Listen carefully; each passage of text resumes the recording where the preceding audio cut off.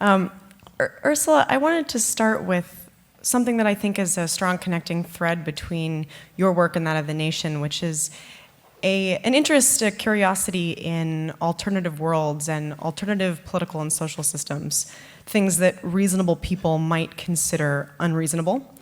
And I'm curious as to why that's an interest you've pursued and what sorts of opportunities are there that might not be in realist fiction per se. Well,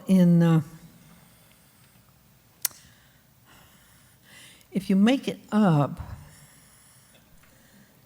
you can kind of open the door to possibilities. Where if you're writing mimetic fiction, realistic fiction, fiction that says this is how it is, in a sense, the doors are all closed. And this is one of the things that I think imaginative fiction has always done. Is sort of throw a door or a window open and say, well, what if we went out there and found out what's happening outside? And well, I'm thinking of a teenager who caught me at a reading once in San Francisco way back. This would be in the 70s or 80s. 80s probably. And she said, do you know why I love Star Trek? And that would be the old Star Trek. And I said, well, I like Star Trek too, but why do you love Star Trek? And she said, because it shows me a future where I can live. And remember Star Trek was very idealistic and very moral and so on. And here was this 15-year-old. That's what she was getting. That's why she was reading science fiction and watching it. When you were 15, were there particular doors that you saw as being closed that then maybe later you opened in your writing? Or saw others open? When I was 15, I think I mostly just saw open doors. That's like, hey, I want to go through. I think one of the things people often associate with an alternative or future world has to do with technological innovation, and we think of technology as being something that's a creative or democratizing force, and perhaps something that could pull us out of our current trajectory towards ecological destruction. But the irony of that is that technology has gotten us into that current trajectory. And you've called it something that's misunderstood and an obsession and a distraction. And so I'm curious as to what you see are the limits or pitfalls of faith in salvation by technology. Oh boy, that's a big question, Zoe, and very, very complicated. But okay, now in the first place, technology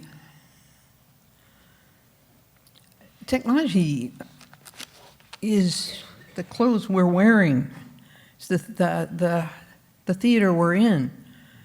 Technology is kind of what human beings do with the world. It doesn't just mean high tech. And that seems maybe a quibble, but it's a really big distinction. Technology is just knowing how to light a fire. And we have used technology since we learned how to light fires and knock rocks together,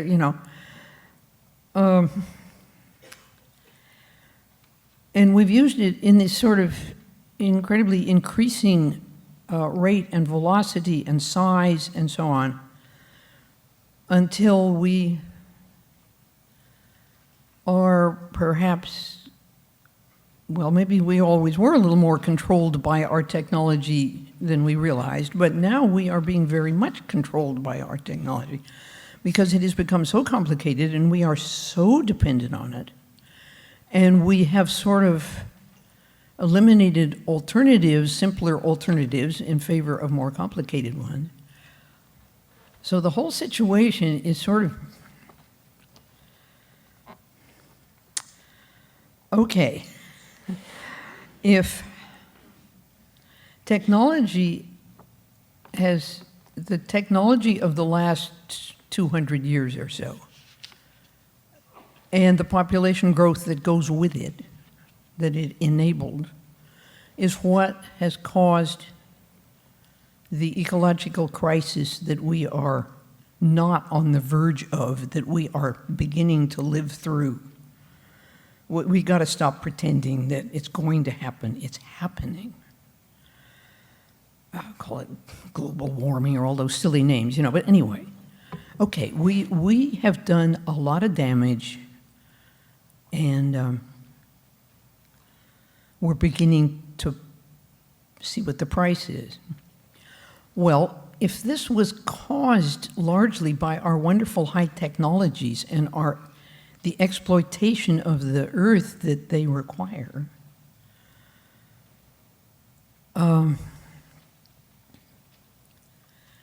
then are we going to call upon the technology to fix it? Isn't that the definition of insanity? You do something wrong and then you do it over?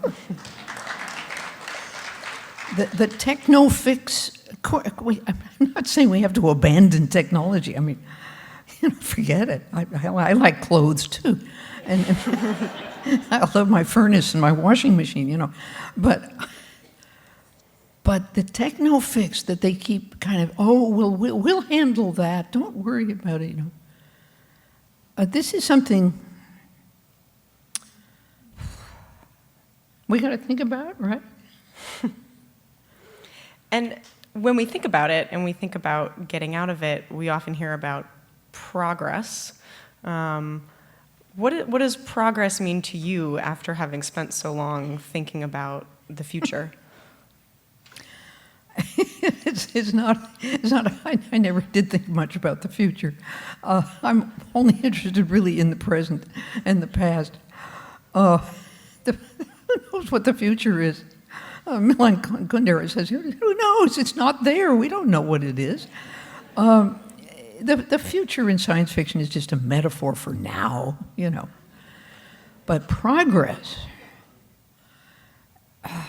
it isn't thinking about the future that's made me wonder about progress. It's just living 85 years. What does progress mean? The Latin word means going forward, right?